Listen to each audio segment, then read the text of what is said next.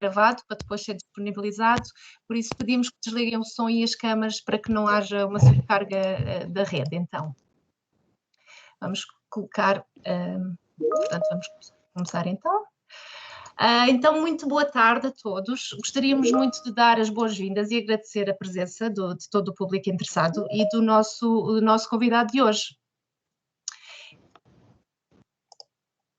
Creio que está tudo certo, sim, exato, está a confirmar só. Portanto, este é mais um dos webinars, do ciclo dos webinars às terças-feiras, que são promovidos pela Direção Regional de Conservação da Natureza e Florestas do Alentejo, pela sua divisão de cogestão de áreas protegidas.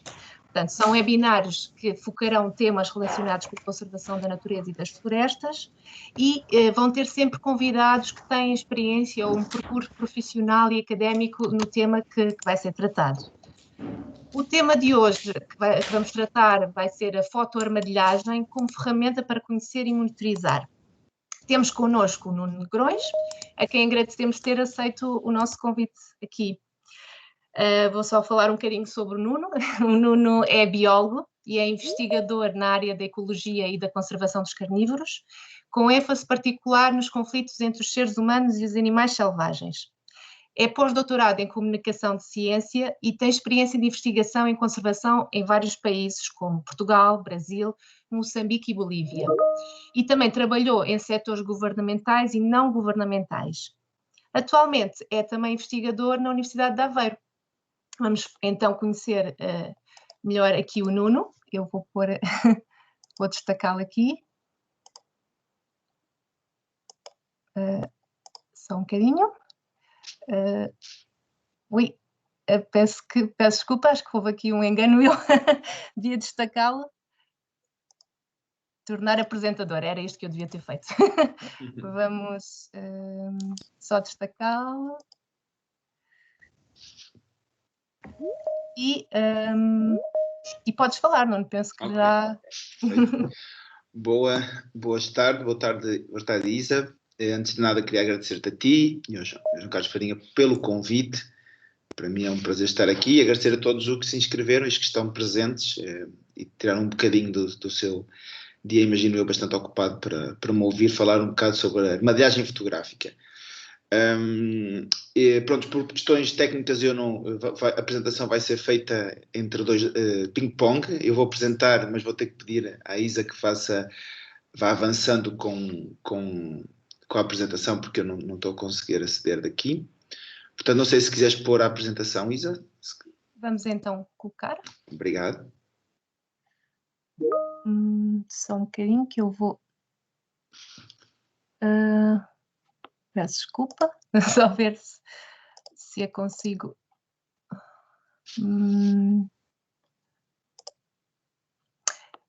estão a vê-la? Perfeito.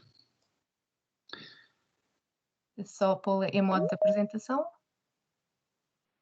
Não sei se a conseguem ver em modo de... agora sim, perfeito. Então vou falar um bocadinho sobre a armadilhagem fotográfica e os vários aspectos associados à armadilhagem fotográfica de uma forma muito geral, não vou entrar em muita particularidade e detalhes muito técnicos ou científicos, pronto, pensando num público um bocadinho bastante amplo, não é? Seguinte, por favor. Se quiseres pôr o vídeo, eu vou falando ao mesmo tempo. Normalmente, quando nós andamos no campo, um bocado por todo o mundo, talvez excetuando alguns lugares em África e talvez o Pantanal no Brasil, nós dificilmente vemos animais grandes ou mamíferos, de uma forma geral, não é? Mas eles estão lá, não é? Eles estão lá e nós é que não os vemos.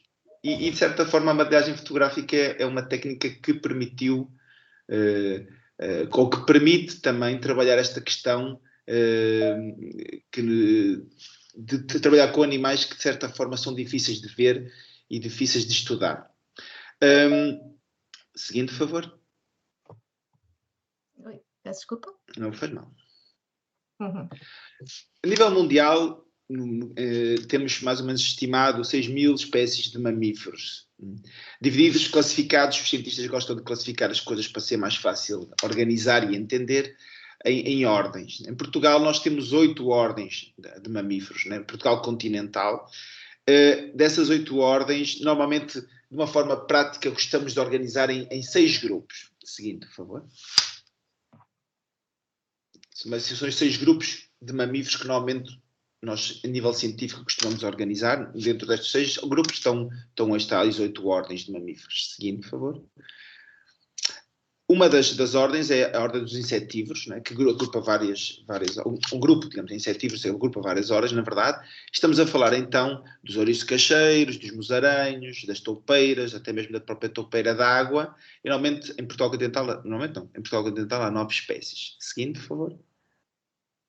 A nível de lagomorfos, nós só temos 2 espécies, né, o coelho e a lebre. Seguindo, por favor. A nível de roedores temos bastante mais espécies, que são 15, sendo que inclui o esquilo, depois os ratos, né, os diferentes tipos de ratos, desde a ratazana, os ratos do campo e ratos caseiros e por aí adiante. Seguindo, por favor. A nível de morcegos, que é um dos grupos mais grandes, pronto, são 28 espécies em Portugal Continental. Seguinte. E depois temos um grupo que tem um nome muito complicado, que se chama Stertodactyla, que engloba tanto os cetáceos, tanto as baleias, os golfinhos, mas engloba também os ungulados, que, por incrível que pareça, têm afinidade um com o outro e por isso estão dentro de um grupo só. Seguindo, por favor. E depois um grupo mais emblemático, um dos grupos mais emblemáticos, que são as espécies dos carnívoros, seja terrestres, como o lobo, como a raposa, né, como a gineta, mas também os marinhos, né, como as focas. Seguindo, por favor. E portanto, estes mamíferos é um grupo muito amplo, com uma variedade muito grande. Uns são terrestres, outros voam, outros não voam, outros são aquáticos, outros são muito pequeninos, como o musaranho ou não, outros são muito grandes, como a baleia azul, né, que tem mais, pode atingir 150 toneladas. Portanto, temos uma diversidade de espécies e para estudar essa diversidade de espécies é normal que nós temos que munir-nos de diferentes técnicas. Eu peço desculpa, mas pedia que desligassem então os microfones.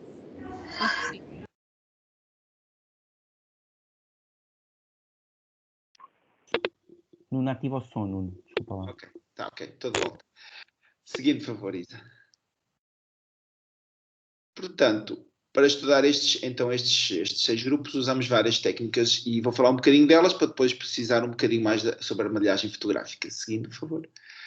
Logicamente, a técnica mais frequente ou mais lógica seria a observação, não é? A observação dos animais. Que isso funciona bastante, por exemplo, com os mamíferos marinhos, não é? Alguns ungulados também, mas com outras espécies não é assim tão fácil. Seguinte.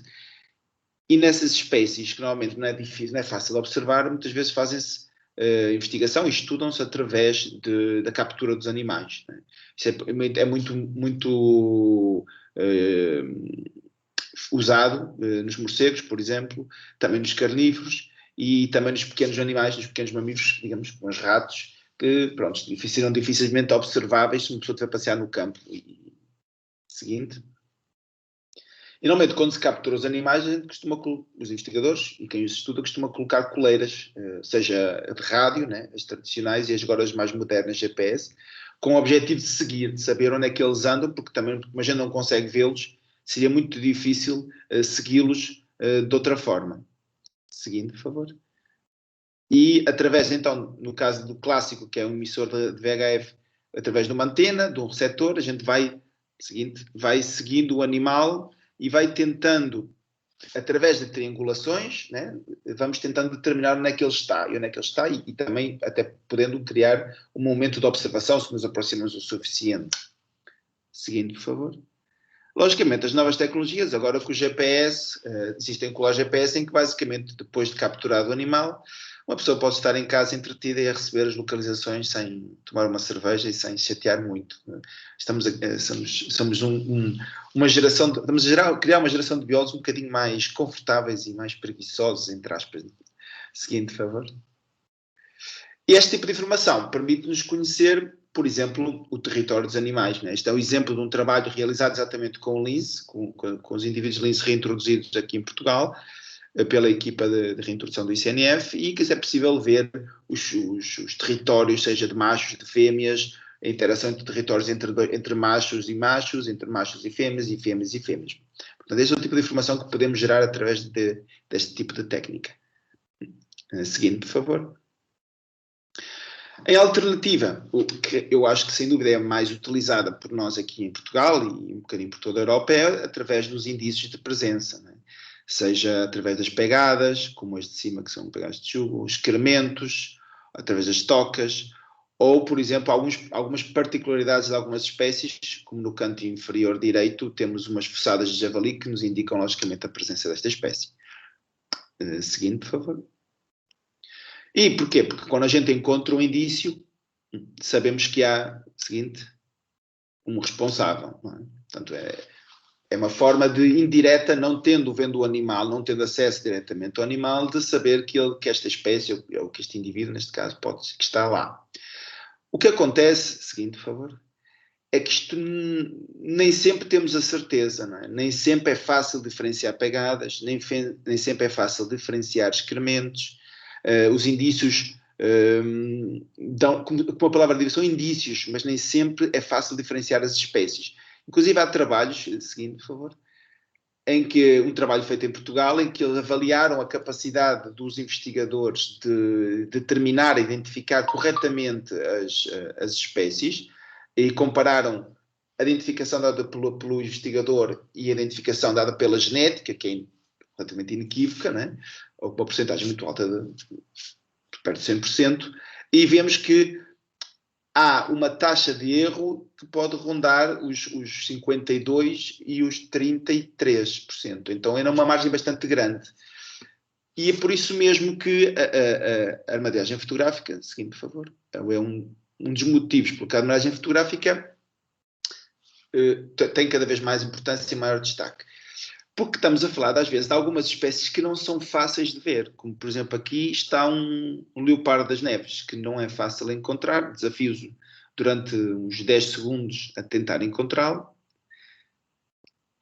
Como são espécies de difícil observação, logicamente a observação não pode ser uma metodologia que possa ser utilizada para monitorizar. Seguinte, por favor. Pronto, o leopardo das neves está ali a olhar para a comida, lá em cima. Outra característica de algumas espécies, especialmente dos carnívoros, e não só, seguinte, por favor, é que eles são noturnos. Portanto, são noturnos, portanto, a observação ainda é muito mais difícil, é impossível, virtualmente impossível. Agora há técnicas aparelhos térmicos e que permitem ver também de noite, mas pronto, são extremamente caros e complicados. Mas, portanto, estamos a falar de espécies que são de difícil observação, porque são diurnos ou porque são também baixas densidades, às vezes também são espécies ameaçadas, são espécies difíceis de capturar. Todas estas características fizeram um bocadinho com que a armadilhagem fotográfica tomasse um destaque ainda maior no que são os estudos de algumas espécies de mamíferos um pouco por todo o mundo. Seguinte, por favor. Aí surgiu a armadilhagem fotográfica, que também pode ser chamada fotoarmadilhagem, também é chamada camera trapping, portanto, qualquer um deles o termo é correto e pode ser utilizado. Seguinte, por favor. E a armadilhagem fotográfica começou há muitos anos atrás, na verdade, no século XIX, nos finais do século XIX, foi criada por este senhor chamado George Siras III, que inventou este sistema que com uma armadilhagem, com uma câmara e com um sistema que era ativado por um arame, ele conseguia fazer fotografias de fauna. Seguinte, por favor. Ele, inclusive, depois adaptou este sistema para que fosse ativado pelo próprio animal, que tivesse um cabo de aço, que sendo puxado pelo animal de alguma forma, porque tinha uma comida ou alguma coisa, ativasse a fotografia. E pronto, apareceram muitas fotografias e foi muito divulgado na altura na National Geographic. Seguinte, por favor. Logicamente, como podem imaginar, isto também tem as suas limitações. Seguinte. Mas a tecnologia foi evoluindo, né, ao longo do tempo e felizmente, e novos aparelhos foram inventados e foram criados. Seguinte, por favor. Inclusive, começaram a surgir já no início do século XX os primeiros papers científicos com esta metodologia. A seguinte, por favor. E publicações, logicamente, mais de divulgação, que utilizavam fotografias que foram recolhidas por este método. Né? Seguinte, por favor. A tecnologia continua a evoluir, apareceram as câmaras mais portáteis, mais analógicas, ainda com o filme que as pessoas tinham que revelar, e com todas as limitações que isso tem. Eu ainda cheguei a usar, e talvez muitos dos que fizeram, e que podem estar aqui presentes, aquela câmara que está no canto inferior direito, que é Cam Tracker, que é, portanto, de rolo, portanto, limitados aos 36 fotografias, mas tinha fotografias espetaculares. Seguinte. E pronto, até chegar à moderna, a câmara atual, mais moderna, que não é esta, este não é o modelo mais moderno, mas é um dos muitos. Seguinte, por favor. Porque existem centenas e centenas hoje em dia de câmaras para todos os gostos, desde menos de 50 euros até mais de 1000 euros. Portanto, é para todos os gostos e para todos os bolsos, com características diferentes, logicamente, e por isso também justifica as diferenças de preço. Mas há muita oferta, é uma questão depois de cada pessoa que quiser utilizar isto, procurar e escolher aquilo que mais se ajusta ao seu bolso e às suas necessidades. A seguinte, por favor. E, inclusive, já existem câmaras que utilizam os sistemas de telemóvel, na rede de telemóvel, para mandar as fotografias para casa. Portanto, mais uma vez, o senhor, além de estar a receber as emissões de rádio vehicular do animal, também pode estar a receber na sua casa tranquilamente as imagens das câmaras e ver o que é que a sua câmara está a recolher em termos de informação. Portanto, continuamos na preguiça. Seguinte, por favor. E basicamente existem dois tipos de câmaras neste momento que são mais utilizadas, sendo que uma muito mais que a outra, não é? Temos do nosso lado direito, que chama Active Infrared. Basicamente o que temos é um emissor e um receptor de um raio ou de um infravermelho, né? tipo um laser infravermelho, e uma câmara acoplada que está distante, que pode estar colocada onde seja, né? E cada vez que esse feixe de infravermelho é cortado por alguma coisa que passa no meio, a câmara é ativada e faz a fotografia. As mais comuns, que são as que estão do lado esquerdo, em que temos tudo já junto. A câmara já tem o sensor e já tem a própria câmara, não é? E é um sensor que detecta, não é um feixe, é um ângulo, é um cone de detecção, que detecta normalmente calor e movimento. Não é? E que cada vez que há alguma coisa mais quente ou que se mexa, atravessa essa zona de detecção, esse cone de detecção, a câmara é ativada e faz, seja fotografia, seja vídeo, seja o que nós quisermos. Seguindo, por favor. A primeira que eu falei, a Active Infrared, foi das pioneiras e foi das primeiras utilizadas assim de uma forma mais intensa em estudos de ecologia, em particular de carnívoros, no caso do tigre, e portanto deu origem a muitas publicações emblemáticas e base da armadilhagem fotográfica como se conhece hoje em dia. Seguinte, por favor.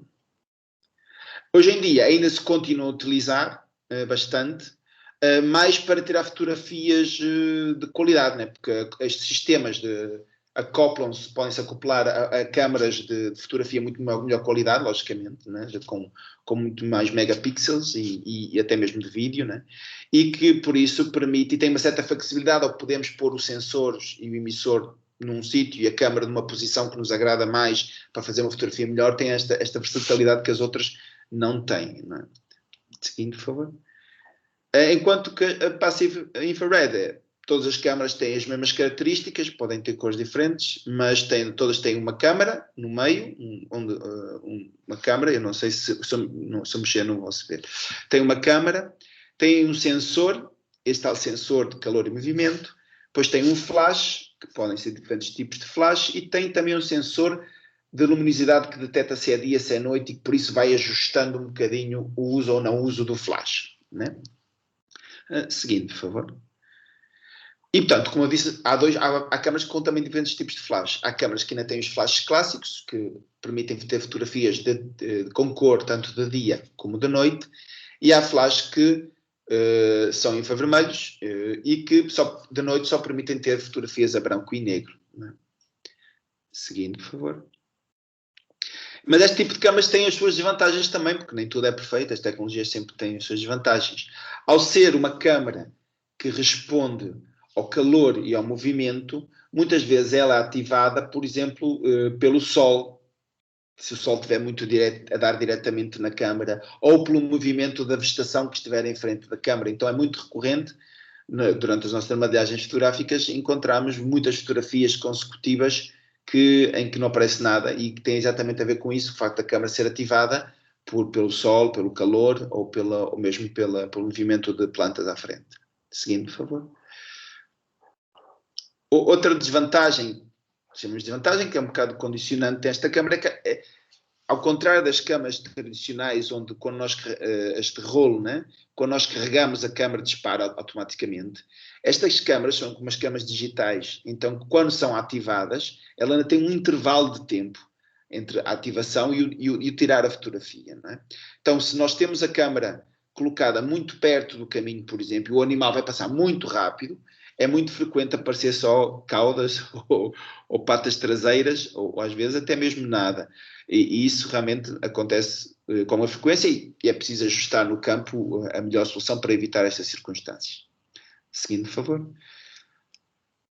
Outra desvantagem que tem, particularmente quando os flashes são infravermelhos, é que o movimento dos animais, ao ser muito rápido, faz com que a fotografia pareça muito um borrão, né? Muito difuso, não se vê muito claramente o que é. Ou o flash é tão forte, tão intenso, que acaba por queimar, entre aspas, chamamos assim, queimar a fotografia e não se vê claramente a fotografia ou o animal que está a passar, ou que quer que esteja a passar. É por isso que muitas vezes, por isso é que o pessoal que faz fotografia a sério, tende um bocadinho a ir também para outros, fotografia com qualidade e fotografia, tende um bocadinho a ir para outro sistema, ou usar as câmaras com o flash normal, que tem como desvantagem, logicamente, o flash normal, o animal também vê, pode ter alguma perturbação no animal e também para as pessoas que passam, mais facilmente identificam que há uma câmara no lugar. Seguindo, por favor. Então, de uma forma geral, digamos assim, as recomendações para evitar estas desvantagens é nós não colocarmos a nossa câmara orientada em direção ao sol. Portanto, normalmente o que fazemos é ter a câmara orientada a norte, né, no caso do hemisfério norte, porque o sol faz de este, sul e oeste. Né? Então, se orientamos a nossa câmara a norte, temos menor probabilidade do sol dar diretamente na câmara e, por isso, ativar a câmara sem ter nenhum animal a passar. Outra coisa que também fazemos é limpar o máximo possível a vegetação que tiver à frente entre a câmara e o sítio onde a gente acha que o animal pode passar. Né? E depois, à altura da câmara, nós tentamos ajustar um bocadinho também à espécie que estamos a trabalhar. No caso dos jaguares, nós colocávamos acima do joelho, mas sobre outras espécies podemos um bocadinho mais baixo, que depende um bocadinho também até mesmo das características do próprio lugar. E a câmara, sempre tentamos distanciá-la pelo menos 2 metros desse lugar de passagem, exatamente para evitar que o animal não passe e saia da frente da câmara sem ser fotografado, né? Dar um bocado de intervalo de tempo para que ele seja detectado e fotografado. Seguinte, por favor. E quando usamos 2 câmaras, e mais daqui a um bocadinho eu vou falar disso, porque é que usamos 2 câmaras, não pomos as câmaras de frente a uma à outra, porque o flash de uma impacta o flash do outro. Então desfazamos esta colocação, uma em relação ao outro, como está aí no esquema. Seguinte, por favor. Em termos de vantagens, então, é um método que é considerado não invasivo, é um método que normalmente não tem impacto no comportamento dos próprios animais, ou seja, há animais que se assustam, logicamente, pelo barulho, mas há outros que até se aproximam, são curiosos, mas não tem um impacto, não vai matar nenhum animal por causa de susto. Gera uma quantidade de informação muito, muito interessante, em diferentes níveis, isso vamos falar já a seguir. Tem um custo relativamente baixo, que deve estar a diminuir, não é? E, portanto, comparativamente com passar dias e horas a caminhar à procura de excrementos, à procura de pegadas, ou até tentar o esforço de captura, ou esforço de telemetria, acaba por ter um custo-benefício bastante interessante e também permite cobrir áreas muito grandes. E o método é tão eficaz e é tão bom, digamos assim, que temos observado cada vez mais o aumento do seu uso, não só do ponto de vista de investigação, como está aí, por exemplo, nesse gráfico em que se vê o número de publicações que usam camera traps e que têm sido publicadas todos os anos. Há um aumento de 2000 para a frente, um aumento exponencial do número de publicações que têm usado camera traps, mas também de outras pessoas que podem ter usado por uma questão de gosto, né, de hobby, para fotografia ou para caça também. Né? Seguinte, por favor. Para que é que serve então, ou que tipo de informação é que nós podemos retirar das camera traps?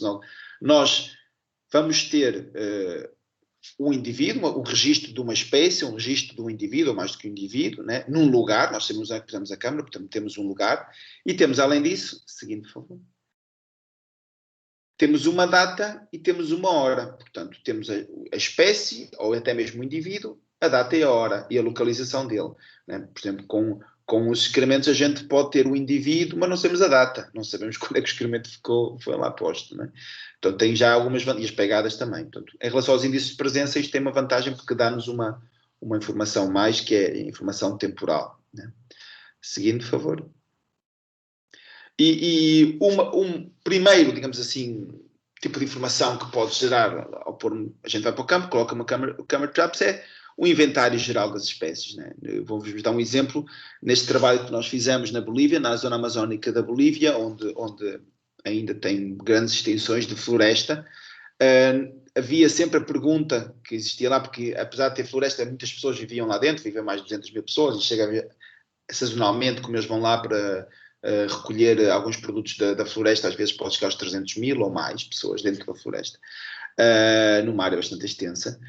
Pensava-se que essa área, por ter tanta pressão humana, teria estaria vazia de fauna, pela pressão de caça, pela pressão mesmo da presença das pessoas.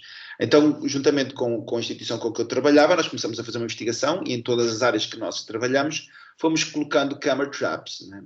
E tentar averiguar então se isto era verdade, se teríamos o cenário daquilo que chama-se florestas vazias, que é o que muitas vezes fala em algumas regiões amazónicas.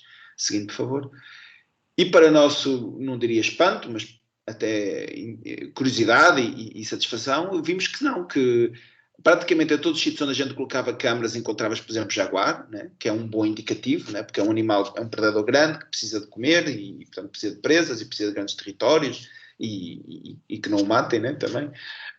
Não só jaguares, como pumas, também apareciam algumas espécies ameaçadas de carnívoros, como esse canídeo que está no canto superior direito, que é o short-eared dog, também aquilo que são as presas do jaguar, que são o tapir, que está em baixo, e os javalis deles, que são os pecaris, que também são espécies ameaçadas e que também são espécies que as pessoas normalmente costumam caçar para comer. Sendo assim, conseguimos encontrar populações interessantes e as espécies, de uma forma geral, estavam por todo lado. E isso foi uma forma de conseguirmos saber essa informação e dar resposta a esta pergunta que tínhamos. Seguindo, por favor.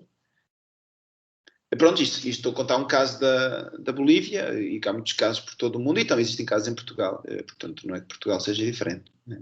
Obrigado. Coisa seguinte, por favor.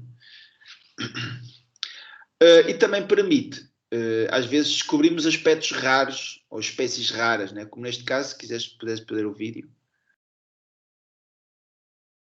Obrigado. Portanto, na Amazónia conhece o jaguar e as pessoas conhecem o jaguar, mas também falam da pantera negra. A pantera negra não é nada mais que um jaguar melânico.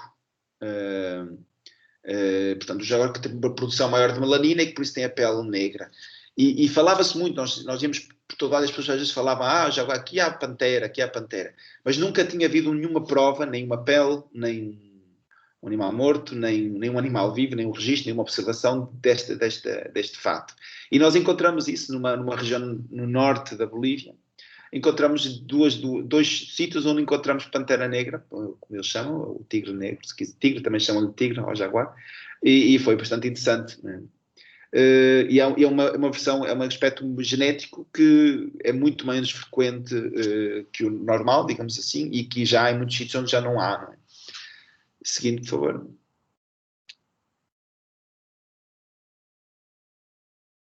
Ou espécies realmente raras, se quiseres pôr o vídeo para ver. Isso aí é uma arpia, é uma das águias maiores do continente americano. Isto é um juvenil. E também se falava muito de que existia arpia numa área protegida. Esta é uma área protegida que se chama Reserva Nacional de Vida Selvagem Amazónica Manuripe. E falava-se que, mas nunca tinha nenhuma prova. E nós, por acaso, por sorte, também, apanhamos já 2 vídeos deste animal, comprovando que realmente ele usa este território. Também são bons indicadores, porque realmente são aves grandes que usam grandes territórios e precisam de comida, normalmente são os primatas que eles caçam, então é bastante interessante e traz mais valor ainda a esta área. Seguinte, por favor.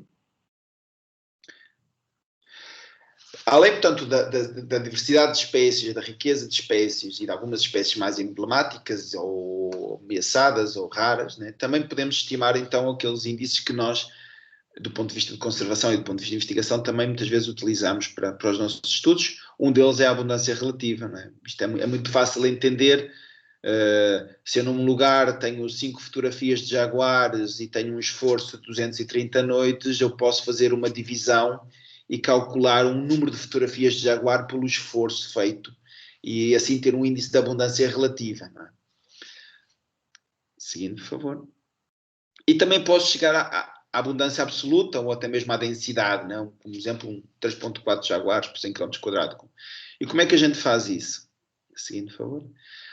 O jaguar e outras espécies têm a vantagem de ter padrões na pele que são impressões digitais, que são únicas. Né? Então nós conseguimos, colocando 2 câmaras no mesmo sítio, que possam fotografar o animal dos 2 lados, eu posso ter acesso ao padrão da pele dele dos 2 lados. Eu consigo identificá-los. Né? Neste caso, por exemplo, eu procuro sinais, as manchas de um e do outro e vejo que são exatamente iguais. Então eu posso dizer, este é o mesmo indivíduo. Então eu posso saber quantos indivíduos estão a percorrer aquela área onde pus as minhas câmaras. Seguindo, por favor. E se eu sei a área em que eu mostrei e tenho o número de jaguares que tenho lá dentro, posso então ter a nossa abundância absoluta e até a nossa densidade. Né?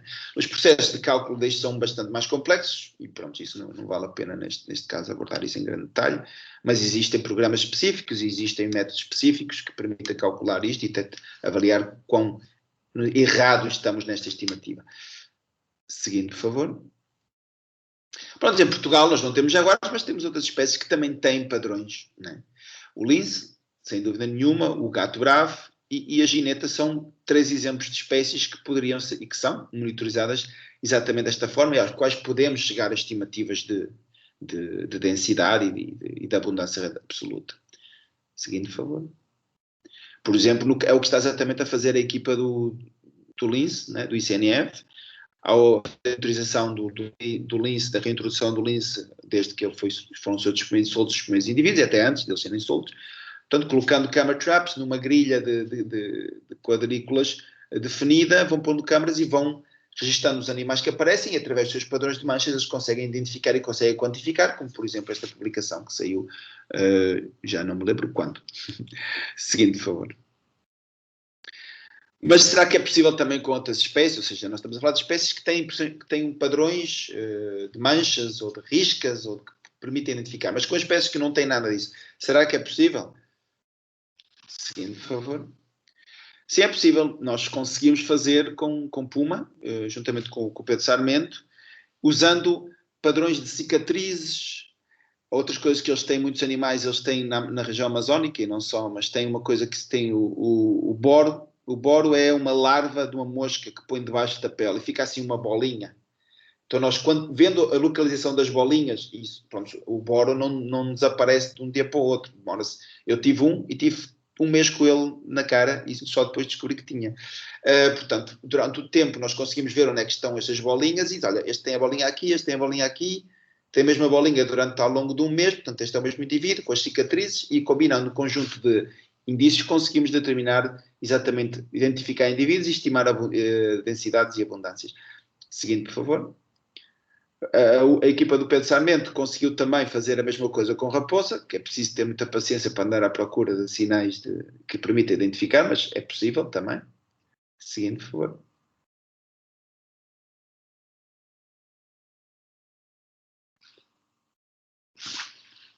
Não sei se seguindo, por favor. Ok. Ficou plezinho. E pronto, e a imagem anterior é que também se é possível fazer com javali, já há investigadores a fazer com javali. E eles, nesse caso, eles não fazem identificação individual de javalis, eles fazem umas análises estatísticas mais complexas, mais profundas, que permitem calcular quantidade de javali e assim, pronto, determinar as densidades e as abundâncias. No final, o que a gente quer, nós queremos é saber quantos animais existem e se ao longo do tempo eles estão a aumentar ou estão a diminuir, seja dentro do ano ou em anos diferentes, né? Porque isso é o objetivo de monitorizar, é saber como é que estão as populações destas espécies num determinado lugar, seja no contexto nacional, num contexto regional ou local, ou dentro de uma área protegida, por exemplo. Né? Seguinte, por favor. Outro exemplo com esta informação, o tipo de informação que podemos gerar, podemos gerar atlas, não é? O atlas de mamíferos. Isto é um trabalho que foi feito com o ICNF na zona do Caldeirão e Barrocal, em que se dividiu a área em quadrículas 2x2 e colocaram-se câmaras dentro de cada quadrícula, e as câmaras ficavam um mês, ou um ciclo lunar, como se diz, 28 dias, dentro dessas quadrículas. E foi possível então gerar informação de quais são as espécies que ocorriam e aonde. Seguindo, por favor. Portanto, seja de carnívoros ou seja de outras espécies. Não é? Seguinte, por favor. As fotografias que foram geradas, nesta altura eram câmaras que tinham um flash normal. Não é? E por isso é que as fotografias estão todas a cores. Seguinte. Outra função, outra informação que normalmente se pode gerar a partir dos dados que se recolhem das camera traps é estudos mais detalhados sobre, por exemplo, seleção de habitat. Queremos saber quais são os lugares que estas espécies gostam mais, não é?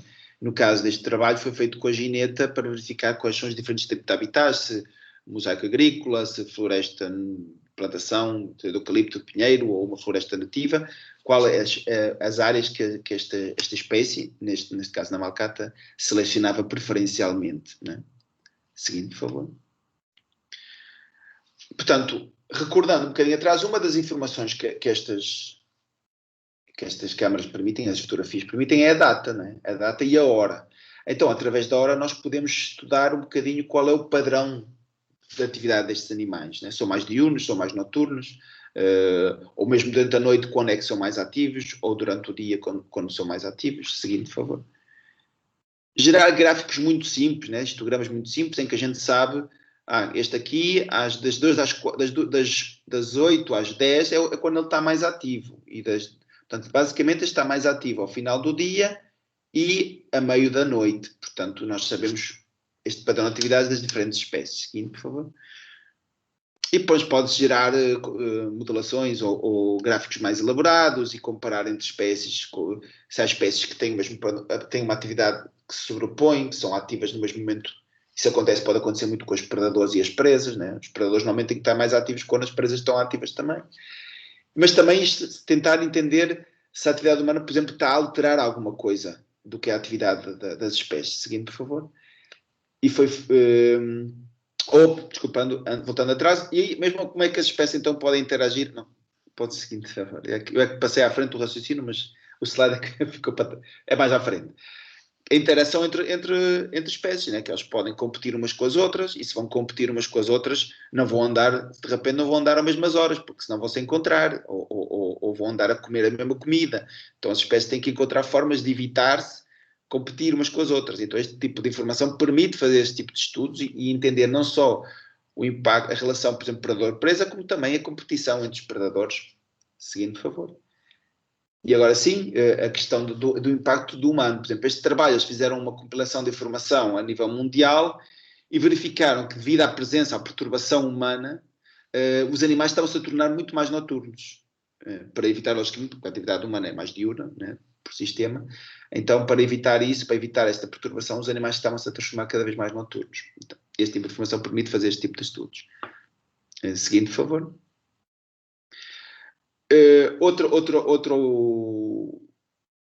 Outra área onde tenho trabalhado muito a camera traps é exatamente a monitorização de ninhos. Na verdade, até foi das primeiras coisas que se fez antes de trabalho de carnívoros e dos mamíferos no campo, digamos assim. A monitorização de ninhos foi uma coisa que foi feita bastante desde o início. Não é? Seguindo, por favor.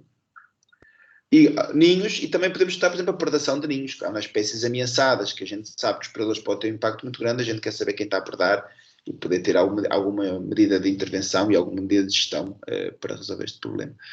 Seguindo, por favor. E às vezes aspectos de comportamento. Isto, por exemplo, é uma serpente que foi curiosamente apanhada com uma serpente, uma águia, que foi curiosamente apanhada com uma camera trap, que tinha uma cobra coral na pata. Né? Seguinte, por favor. Ou aspectos, por exemplo, de comportamento como este. Seguinte. Podes pôr play, desculpa. Então, é um vídeo animado de fotografias. Isto é um ocelote que está a se aproximar da água e de repente vem um jaguar, agarra e mata. É típico, porque a gente sabe que os grandes predadores predam sobre os predadores mais medianos e mais pequenos, mas às vezes não temos temos isso indiretamente pela dieta ou por animais encontrados mortos, mas aqui está uma prova inequívoca de que isso acontece. Não é? Seguinte, por favor.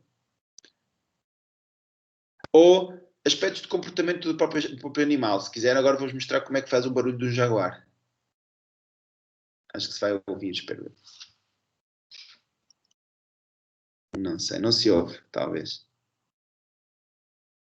Eu não estou a ouvir, mas não sei se ouvem as outras pessoas. Se puseres mais, ouve-se muito mal. É que tu estás com o som cortado, talvez seja por isso.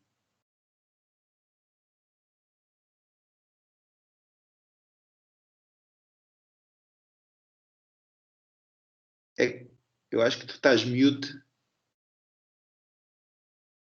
Não é isso. Agora não. sim.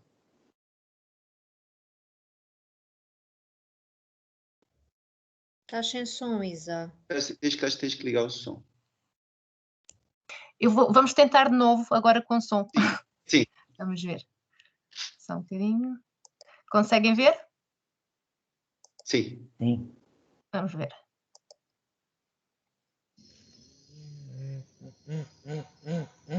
Ouvem?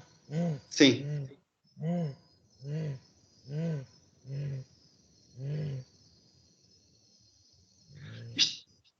Isto é um som que o jaguar faz por marcação territorial. Ninguém sabe muito bem o que é que ele está a dizer. Pode estar a dizer eu estou aqui, não me chateiem, ou para outro macho, ou pode estar à procura de uma fêmea também. Pode estar a dizer eu estou aqui. Não sabe muito bem, mas é um som característico que nós tivemos a sorte de apanhar na armadilhagem fotográfica. Seguinte, por favor.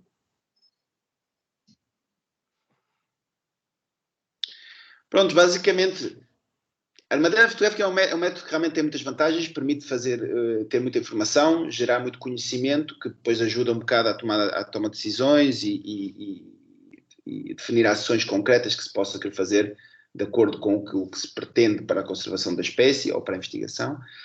Mas não existe nenhum método perfeito, e às vezes o ideal é combinar um bocadinho o bom de cada um deles e implementá-los a todos, digamos assim, depende também do objetivo que cada um tiver. Seguinte, por favor.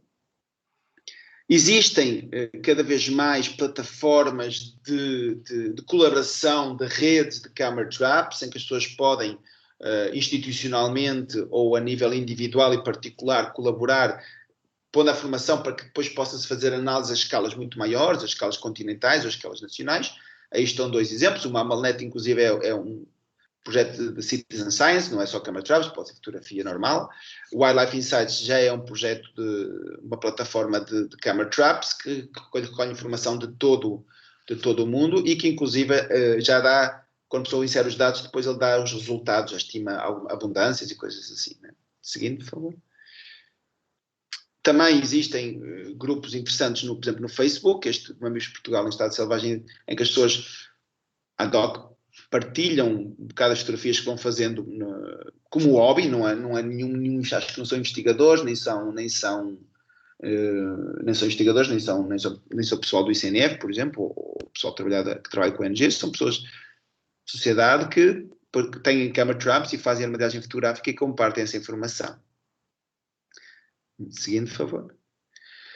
Como recomendação, se alguém quiser saber um bocadinho mais sobre camera traps, este manual está em inglês, mas este manual saiu há uns anos atrás e faz uma recopilação muito profunda do que é a metodologia, como funciona, como é que informação é que a gente pode tirar, como é que a gente pode ter a informação, e como é o processo todo de definição da amostragem e tudo isso, uma coisa um bocadinho mais técnica, se alguém quiser. Eu também posso mandar por e-mail se alguém precisar, não tenho problema nenhum. Seguinte, por favor. Neste momento está a correr a revisão do livro vermelho, a recolha de informação para a revisão do livro vermelho dos mamíferos de Portugal continental, que está a ser coordenado pela F-Ciências, em colaboração com o ICNF, e que as universidades estão associadas, e neste trabalho, logicamente estamos a recolher informação de tudo o que é mamíferos em todo o país, e logicamente estamos a usar as armadilhagens fotográficas. Seguinte, por favor. Prontos, isso são os objetivos, não vale a pena ler, é só, prontos, objetivos basicamente, seguinte, por favor, estamos no nosso caso, a tentar colmatar alguma informação de algumas espécies sobre as quais se conhece muito pouco, como, por exemplo, o toirão, como a marta, o gato bravo ou o arminho. Né? Seguinte, por favor. Para depois, com esta informação, e juntamente com o ICNF e as pessoas, os especialistas designados, possam fazer uma classificação, seja da categoria da ameaça, seja do estado de conservação, como é este diapositivo do ICNF mostra claramente. Não vale a pena entrar em grande detalhe aqui, se alguém quiser mais informação pode também perguntar, ou pode consultar mesmo a página do livro vermelho. Seguinte, por favor. Isto é o ponto a que nós estamos. Nós temos já algumas informações de que os pontos negros são câmaras que já foram colocadas, seja no passado e recentemente durante este trabalho. Mas, logicamente, há muita gente que faz armadilhagem fotográfica por este país. Eu posso ver isso no Facebook. Portanto, se as pessoas que estejam a ouvir-me ou que conheçam pessoas que façam armadilhagem fotográfica, estejam interessadas em compartilhar a informação, em compartilhar esses dados para nós começarmos a encher um bocadinho mais da área de informação o país, para termos uma noção muito mais real de onde estão as espécies e quantas, e se há muito ou pouco. Né? Um bocadinho isso. Seguindo, por favor. Pronto, isto é o link da página do Livro Vermelho dos Meios de Portugal. E, da minha parte, seguinte, por favor, só voltar a agradecer o convite. Para mim foi um prazer. Não sei se falei muito rápido, às vezes eu meto 160 e vou sempre a andar. Mas se alguém tiver alguma dúvida, por favor, estejam à vontade de contactar-me, seja por um e-mail particular ou e-mail institucional. E estou aberto a perguntas, dúvidas, o que vocês quiserem. Obrigado.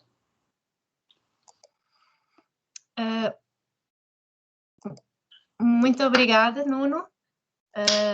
Muito obrigada pela apresentação, foi muito esclarecedor e realmente deu-nos aqui uma visualização, tivemos conhecimento das aplicações e do instrumento que podem ser estas câmaras. Agora, terminando esta apresentação, abrimos o espaço para questões e pedimos às pessoas que coloquem ou a mão, portanto, possam colocar a mão no alto para nós, portanto, darmos voz a essa questão que possam vir a ter, se houver questões.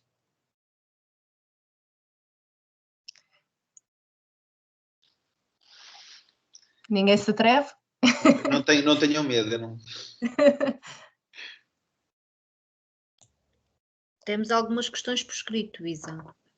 Pronto, então, não havendo mãos no ar, vamos passar a ver nos comentários questões que tenham aparecido. Eu vou voltar atrás, vamos ver.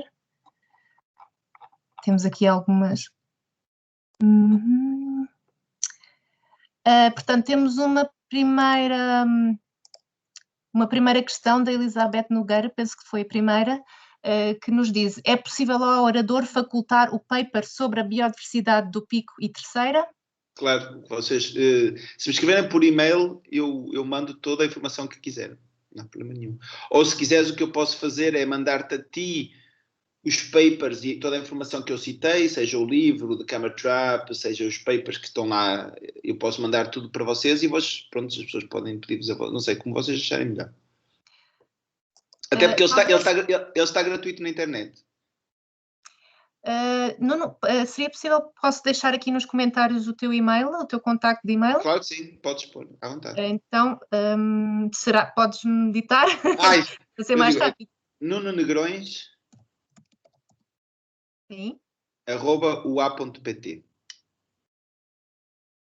Pronto, nós vamos deixar aqui. Ou gmail.com, é a mesma coisa. Pronto, vamos deixar aqui já, e depois a pessoa que colocou a questão pode ir, portanto, pode aceder. A seguinte, temos, só um bocadinho, temos aqui várias colocações, podem ver, não podes ver também, creio, nos comentários algumas publicações de vídeos. Exato. Estou a tentar aqui, mas o meu computador está a patinar, literalmente. Agora consegui. Temos também aqui a Kelly Alberto.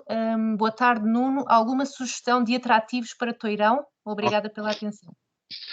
É assim, boa pergunta. A questão dos atrativos. Eu pessoalmente acho que os atrativos não fazem os animais virem ao lugar onde está a câmara, ok? Pelo menos pelos trabalhos que eu vi, o animal não está a 1 quilómetro e vem lá porque está lá o atraente, ou está... Os animais passam na redondeza, ali passam naquela zona, e o que normalmente o atraente é mais utilizado é para fazer com que o animal fique mais tempo à frente da câmara. E por isso as fotografias sejam mais detalhadas. A questão dos cheiros, há vários tipos de atraentes. Há a comida, que é sempre um atraente, né? Que só tem o defeito de que depois de comida já acabou, o seguinte não vai poder usufruir. E há o de cheiro. De cheiro, o problema, às vezes, há pessoas que usam, por exemplo, o urino de gato ou valeriana. Especificamente para o taurão, eu não conheço nenhum, sinceramente. São animais que gostam de comer peixe, portanto, alguma coisa assim parecida. É questão de experimentar e ver o que é que acontece. Ainda sabendo que eu não acredito que o toirão vai ir ao sítio porque está lá o atraente. Provavelmente ele está ali ao lado, passa ali perto, ou passa mesmo à frente e vai ficar mais tempo na câmara para poder ser fotografado. Eu experimentaria a comida, talvez para ver o que é que acontece, atum, uma coisa assim, e ver se aparece alguma coisa, mas sabendo que é preciso sempre renovar, porque depois de comida já não há mais nada, né? Para o seguinte. Muito bem, obrigada, Nuno.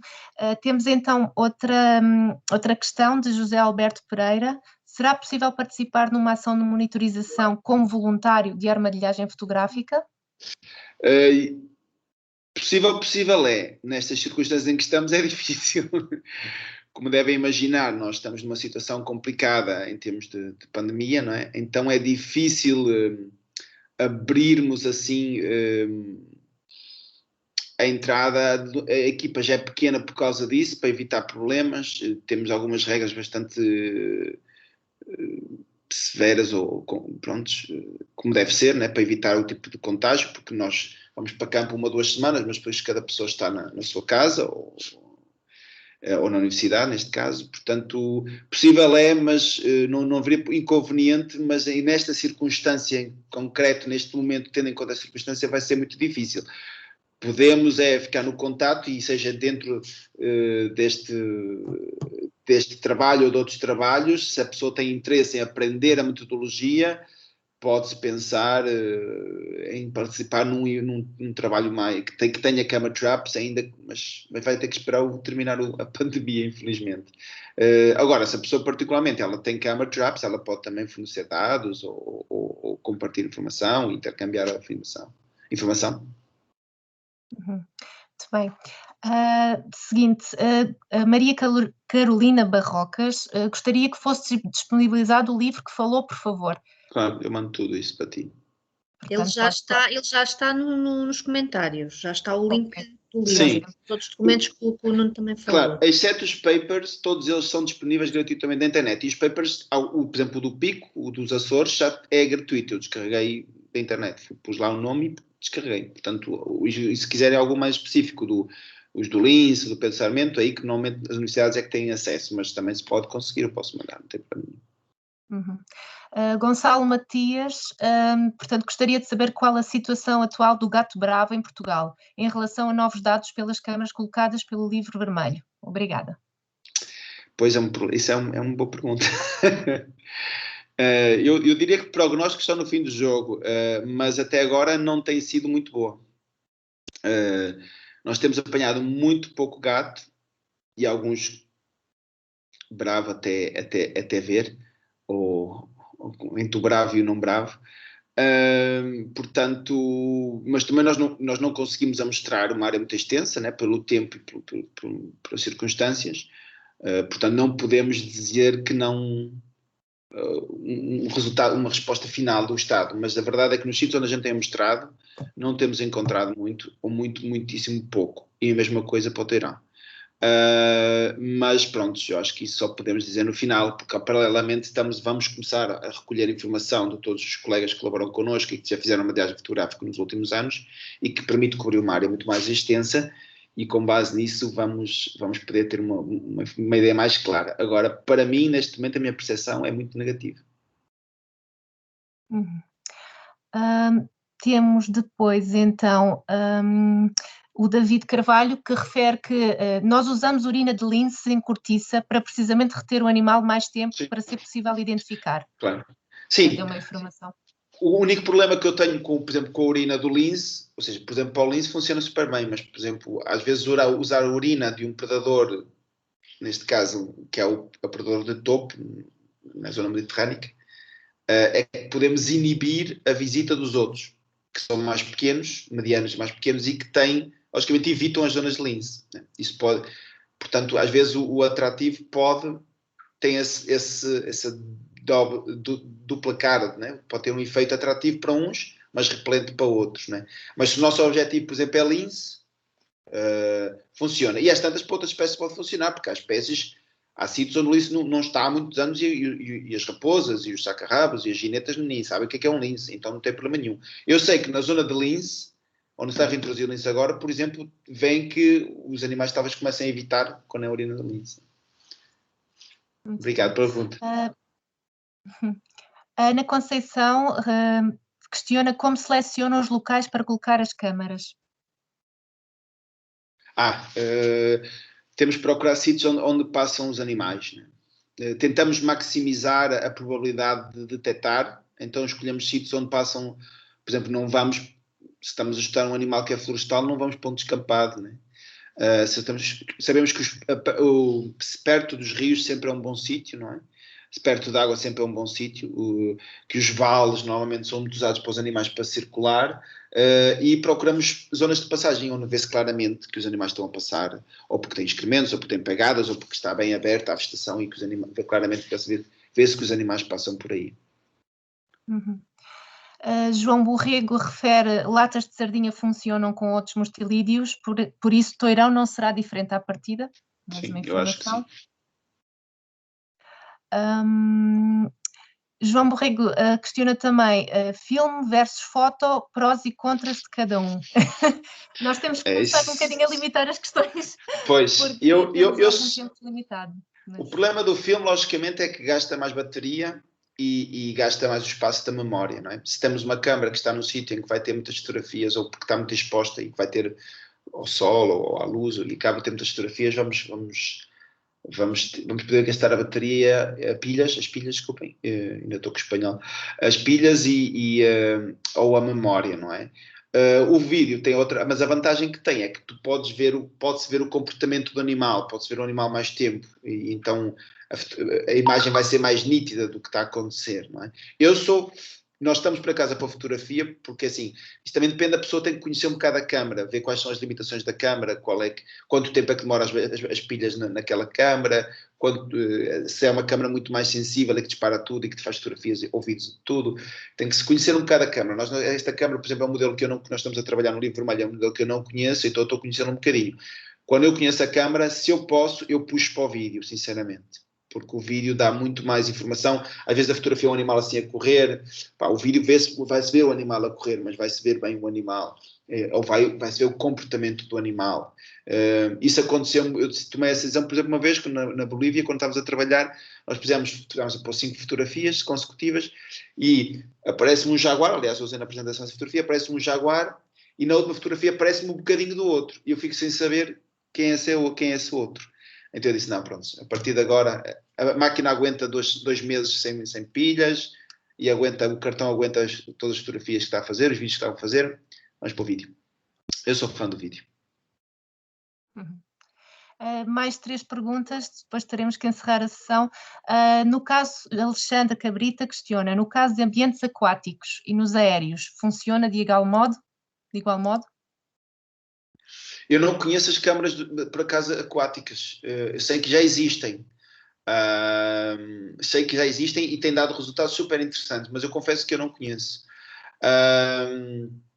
E está-se a começar a ver, e é uma área super interessante a explorar, não é? Porque é a mesma coisa, em vez de estar ali a mergulhar, nós temos a limitação do oxigênio e tudo, a câmara está lá, pode ficar muito tempo e vai ficando registando todas as espécies que aparecem. Eu sei que eles têm, não sei se é uma ativação temporal ou também algum trigger que dispara a câmara, eu sinceramente não sei. Aéreo, nós, para as aves nunca vi aplicação nenhuma, né? Para as aves voando, a voar nunca vi aplicação, porque é um espaço muito grande, nós não sabemos onde é que eles vão voar. Se eu entendi bem a pergunta, era nesse sentido, não é? Não sei se percebi bem. Pois, creio que tinha a ver com o funcionamento, mas se não for, depois poderá esclarecer também Claro. diretamente com o Nuno através do e-mail, porque temos aqui mais algumas questões e depois o que vamos pedir é que realmente que as questões, as que não pudermos aqui explorar, porque o tempo é limitado, que as possam colocar diretamente ao Nuno através do e-mail. Vamos, portanto, dar lugar a mais 2 questões, 3 no máximo, e depois teremos que encerrar a sessão, sendo que depois o contacto pode ser diretamente com o Nuno, se não é problema. Não há problema. José Pereira questiona: tenho uns ninhos artificiais de andorinha dos beirais que são ocupados sistematicamente e a 100%. Seria viável monitorizar o nascimento e crescimento de juvenis e de que forma? Que câmaras seriam mais adequadas para o efeito? Não sei se esta é uma questão de rápido resposta. Mas, assim, eu sei que há camas específicas que são usadas em ninhos, eu não as conheço também em grande detalhe, eu trabalho essencialmente com mamíferos e portanto não conheço essas, mas sei que há câmaras que são usadas especificamente em ninhos. Também há quem faça, por exemplo, aquelas câmaras de internet, né, de webcams, e use isso como forma de ver também. É uma questão de procurar e se quiser eu posso tentar investigar um bocadinho mais para poder responder com mais detalhe. Muito bem. Alguma dica para a segurança do próprio equipamento, para evitar que seja roubado ou evitar que seja destruído pelos animais? Pois, existem umas caixas que normalmente às vezes também se podem comprar com as câmaras, não é? que tentam dar uma certa proteção e algumas vêm com cadeado e tudo. Assim, eu acho que quem quiser roubar, rouba, e já nos aconteceu isso, um pouco por todo o mundo. Nós temos algum cuidado no que colocamos, tentamos evitar sítios onde passam pessoas, mas não é sempre possível, não é? E os animais, aí realmente é difícil. Eu já tive camas destruídas ou mexidas pelos animais, e isso realmente só essas caixas que protegem um bocadinho mais, mas não há nada que funcione 100%. Muito obrigada. Uma última questão da Maria Carolina Barrocas. Existe alguma estratégia usada para a colocação de câmaras quando o objetivo é obter informação de uma espécie de estatuto DD? Neste caso, nós estamos a tentar, no caso do toirão e do gato bravo, fazer um esforço por colocar as câmaras em habitats potenciais dessas espécies. Portanto, vamos muito para ribeiras, não é? O toirão muito associado à água, não é? Não é uma lontra, mas gosta das zonas de água. Então, colocamos em zonas de habitat potencial do que é dado na bibliografia, não é? E tentamos, portanto, concentrar o nosso esforço nesse tipo em demérito de outras áreas que provavelmente aparecem em outras espécies, né? É isso basicamente que a gente faz. Uma última questão mesmo, da Ana Conceição, depois teremos que terminar esta sessão. Ana Conceição questiona: não sei se esta ideia será de fácil implementação, mas seria possível a utilização de vantes para selecionar os melhores locais para colocar as câmaras? Vantes, eu sinceramente, desculpa a minha ignorância, eu não sei o que é que seriam vantes, não sei se alguém pode ajudar nisso. São drones. Drones. Ok. Sim. Tripulado. Claro. É o que aquilo quer dizer. Aliás, sim, ok. Ok, já percebi. Sim, pode ser usado. Aliás, o drone em si é já um método de amostragem para estudar algumas espécies, né? Há pessoas a fazer estudos de espécies com drones, né? Acho que sim, acho que se pode. Não sei, seria muito rápido, né? Porque basicamente o drone dá-te uma imagem aérea que no fundo o Google Earth e os mapas de vegetação já dão por natureza. Portanto, eu não vejo assim uma grande vantagem. Vejo mais os drones como outro método que pode permitir estudar algumas espécies, principalmente em espaços abertos, ou, por exemplo, no mar, né? Ou nos rios, por exemplo.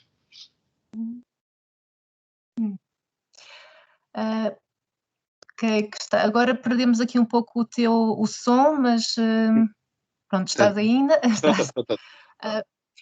Pronto, Nuno, então creio que temos que dar por terminada a sessão. Foi muito bom e realmente muito positivo que muita gente esteja interessada neste tema e que tenha despertado muita atenção e o interesse.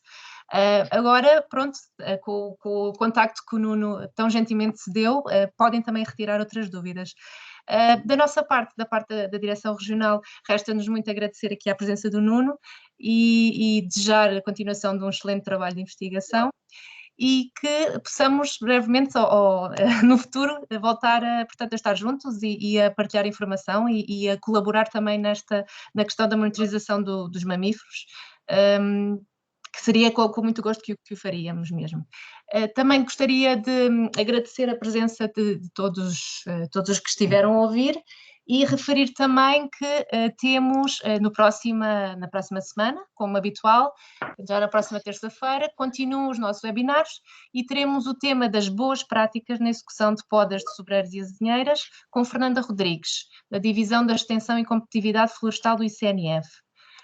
Da nossa parte, muito agradecemos a todos os que participaram. Obrigado a todos. E desejamos uma continuação de bom trabalho e já agora também que se mantenham em segurança, se possível em casa, se não sendo possível em casa, com o máximo de segurança e de cuidado nesta altura tão crítica.